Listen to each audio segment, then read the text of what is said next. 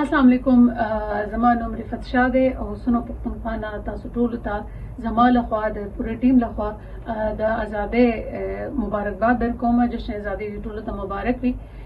په دې ازادۍ په ورځ باندې نه صرف موږ دا وایو چې ازادي مبارک شي، بلکې راځي په دې ورځ باندې دا عهد وکړو چې دا ملک به نور هم ترقي یافته کوو. ځوانانو ته خاص کر زما دا خواست دی چې په خپل تعلیم باندې فوکس وکړي، په خپل ټایم باندې فوکس وکړي.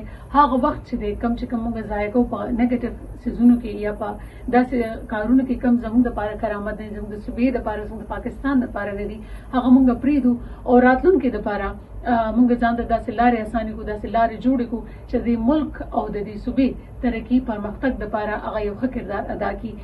په دې جشن ازادۍ ټول نه غټ پیغام چې دا وخت موږ د کلایمیټ چینج سره مخ یو او ډېر بد موسمي تبدیلي چې دا هغې زموږ پاکستان او بیا په خصوصي توګه خیبر پښتونخوا په مخ اخیستی دی، کوم چې زموږ لپاره ډېره د تشویش خبره ده.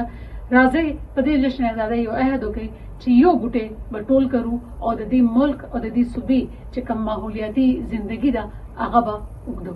پاکستان زندہ، हम सबका पाकिस्तान, क्योंकि हम किसी से कम नहीं.